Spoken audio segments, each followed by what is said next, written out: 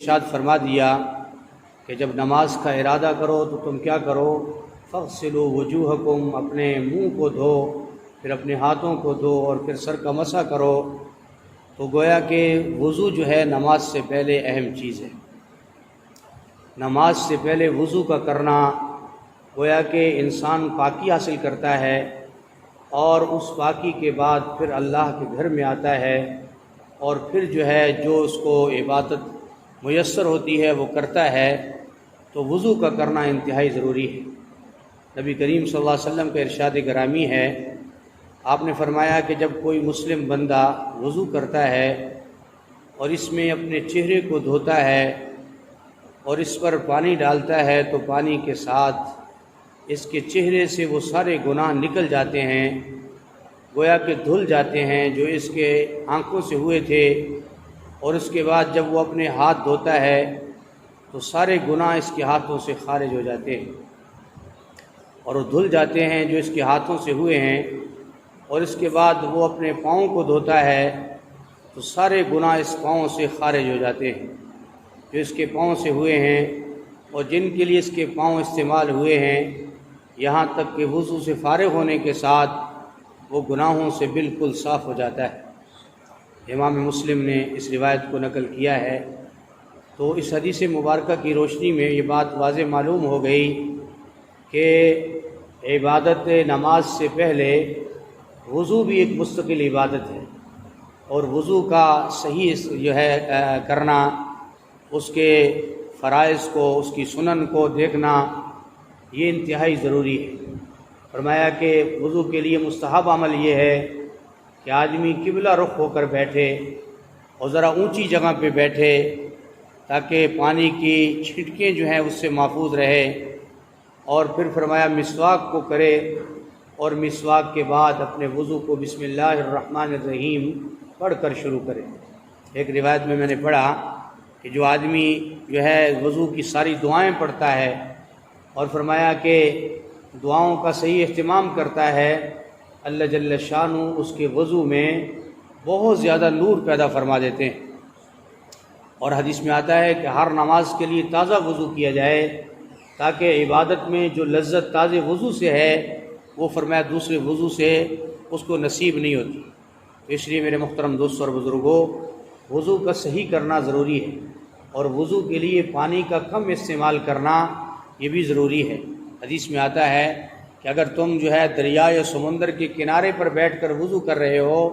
تو وہاں بھی تمہیں اعتدال برتنا چاہیے، وہاں بھی خیال کرنا چاہیے۔ آج حکومتیں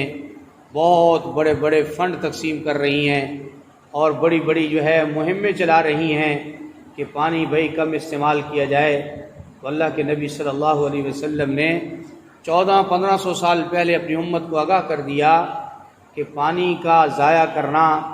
پانی کا زیادہ استعمال کرنا یہ گناہ کا عمل ہے، اس سے میری امت کو بچنا چاہیے۔ تو حضور صلی اللہ علیہ وسلم کی جو تعلیمات ہیں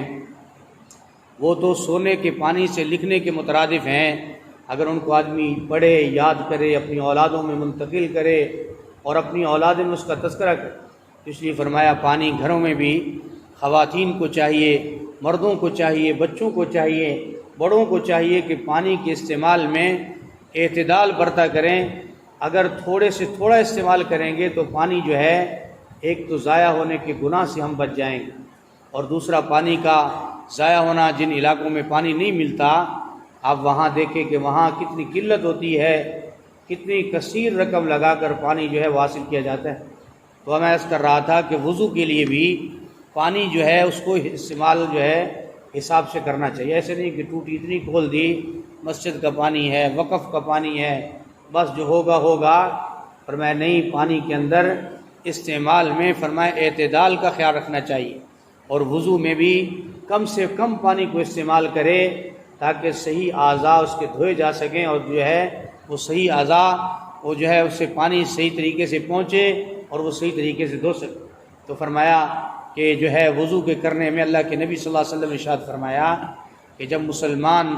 صحیح طریقے سے وضو کرنے کے لیے بیٹھے گا، مسواک کرے گا، اونچی جگہ بیٹھے گا، قبلہ رخ بیٹھے گا، اور فرمایا جب وضو کو شروع کرے گا بسم اللہ الرحمن الرحیم پڑھے گا ایک روایت میں تو سورۃ فاتحہ بھی پڑھنی چاہیے، الحمدللہ رب العالمین الرحمن الرحیم مالک یوم الدین۔ فرمایا یہ اور اعمال کے اندر خیر و برکت ہو جائے گی، اعمال کے اندر اور زیادہ وزن پیدا ہو جائے گا۔ اور فرمایا پھر اس کے بعد جو ہے کلمے کا اہتمام کرے گا، دعاؤں کو جو ہے اس کا اہتمام کرے گا اور پورے طریقے سے وضو کو کرے گا، تو اللہ کے نبی صلی اللہ علیہ وسلم کے ارشاد کے مطابق فرمایا انسان کے چہرے پہ گناہ چہرے سے تو نہیں ہوتا، انسان کی آنکھوں سے جو گناہ ہوتے ہیں، اچانک کسی غیر محرم پر نظر پڑ گئی یا غلط نظر اٹھ گئی، تو فرمایا کہ جب آدمی اسی طریقے سے وضو کرے گا تو اس کے چہرے کے دھونے کی برکت سے اللہ جل شانہ اس کی آنکھوں سے ہونے والے گناہوں کو زائل فرما دے گا، خود بخود جو ہے اس کے گناہ ختم ہو جائیں گے۔ اس طریقے سے جب ہاتھوں کو دھوئے گا، اگر ہاتھوں سے کوئی گناہ کیا ہے تو اللہ جل شانہ وضو کی برکت سے اس کے ہاتھوں سے ہونے والے گناہوں کو